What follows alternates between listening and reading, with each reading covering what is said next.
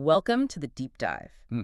You're here because, well, you want to get smart fast. Grab those aha moments without feeling swamped by info. Exactly. And today we're tackling something where those aha moments may be a bit unexpected. We're looking past the usual headlines about meditation. Right. Going deeper. Hmm. Because you sent over some really interesting sources showing that alongside all the well-known plus points, stress relief, Yeah, less anxiety, the usual stuff, yeah. there can be this other side, Yeah. challenges, things that aren't talked about as much. It seems weird almost. It does, which is why we're diving in. This isn't about knocking meditation, not at all. No, absolutely not. Our mission really is to understand the bumps in the road, the nuances, what the science actually says about how different types affect your brain, your experience. Keep it relevant. And we'll focus on three main types from your sources. Focused attention, or FA, Okay.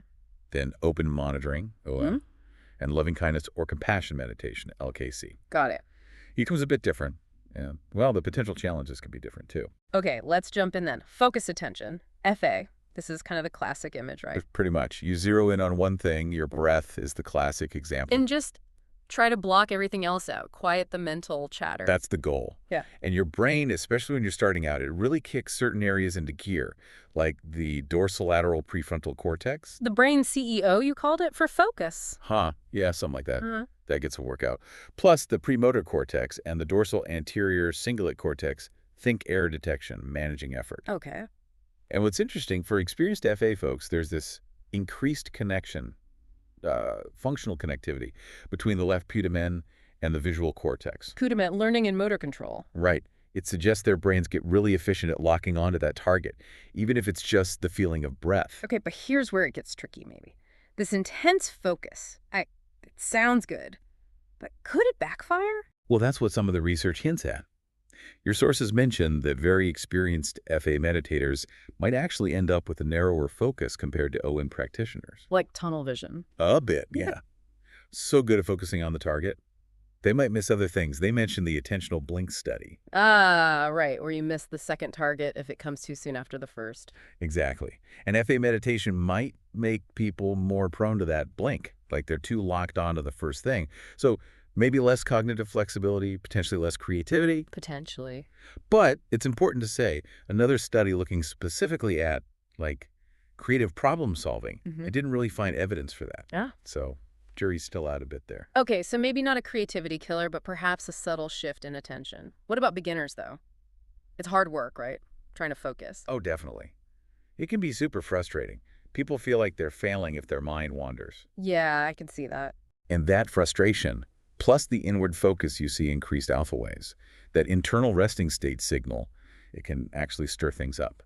Make stress or anxiety worse, even. Seriously, meditation making anxiety worse. It's sometimes called meditation-induced dysphoria. And one study you shared found negative experiences like anxiety were twice as common in FA compared to OM, especially in the longer sits, like over 20 minutes. Wow. Okay. So trying too hard might actually be counterproductive, anxiety-wise? It seems possible, yeah. And this ties into the default mode network, the DMN. Okay, let's unpack that. The DMN, that's the mind-wandering network, right? Yeah. Thinking about yourself, the past, the future. Exactly. Big role in self-referential thought, that inner monologue. Uh-huh. FA meditation tends to deactivate parts of it. The posterior cingulate cortex, posterior inferior parietal lobule. So less mind-wandering, which sounds good. But it can also lead to a shift in your sense of self, less of that constant maze story running. Sometimes people call it ego dissolution. Whoa. So trying to focus on your breath could lead to feeling less like you. Potentially, yeah. It's a surprising twist, isn't it? Definitely. Okay, let's switch gears. Open monitoring. OM meditation. How's that different? Think less controlling, more observing. Okay. It's about noticing thoughts, feelings, sensations as they come and go, but without judging them or getting swept away. Just awareness. Mindfulness, essentially. Exactly. Vipassana is a good example. It's often about self-inquiry, watching the mind to gain insight. So brain-wise, is it totally different from FA? Well, there's some overlap. You still see activation in areas like the dorsolateral prefrontal cortex, premotor cortex, dorsal ACC. The focus areas. Right. But the insula seems much more central in OM. The insula, that's for interoception. Body awareness. Spot on. Awareness of internal signals, heartbeat, breath, gut feelings. Some studies link insula gray matter size to how good experienced OM folks are at sensing these things. though one study didn't find that, so still looking into it. Right. But the insula is also linked to awareness of the outside world, exteroception, and empathy too, especially in OM. Okay, so you get more tuned in, both inside and out. What's the potential downside there?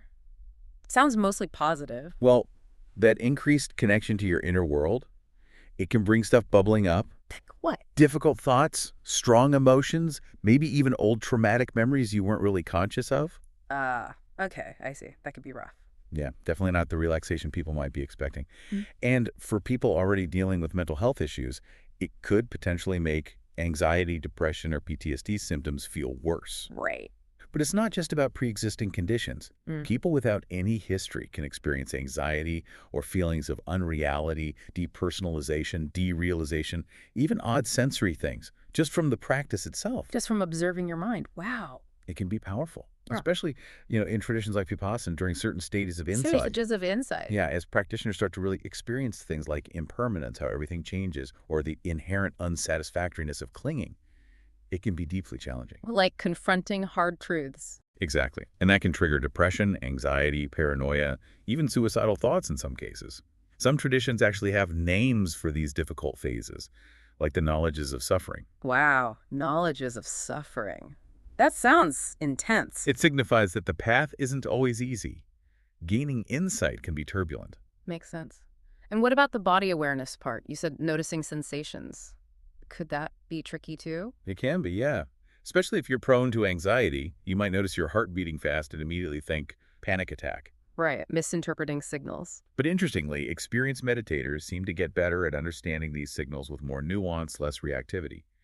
Over time, that awareness becomes less scary.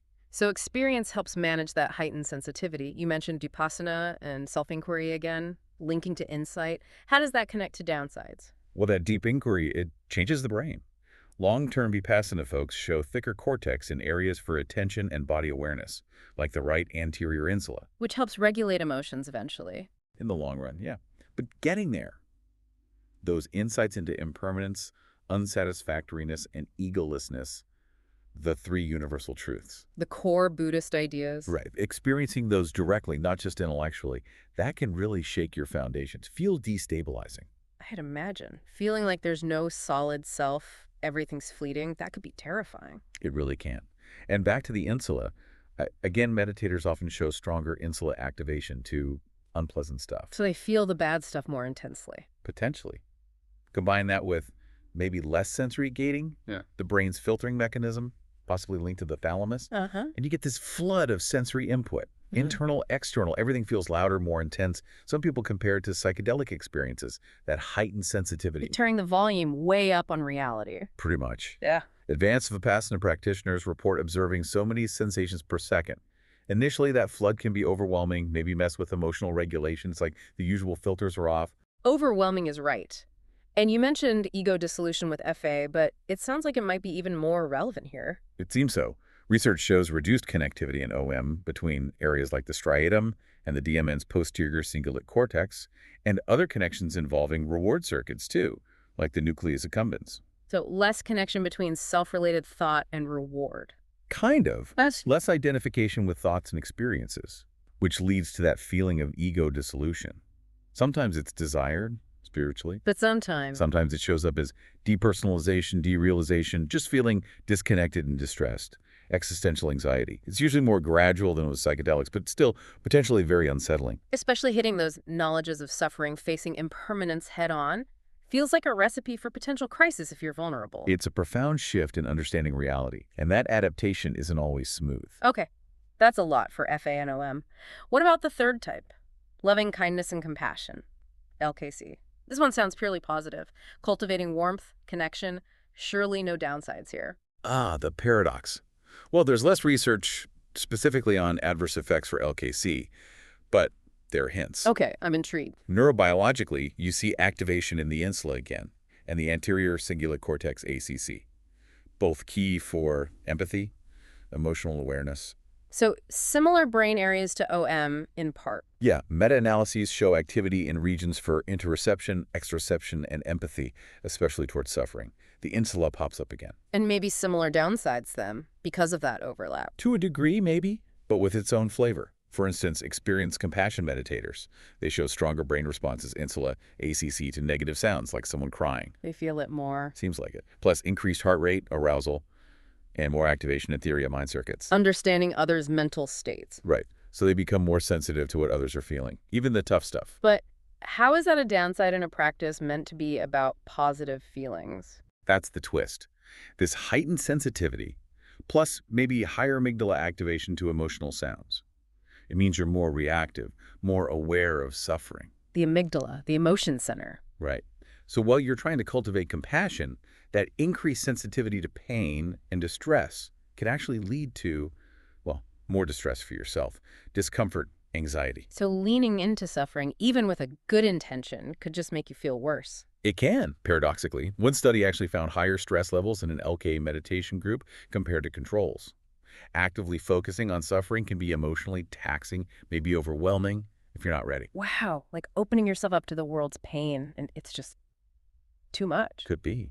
But, and this is crucial, experienced meditators seem to develop buffers.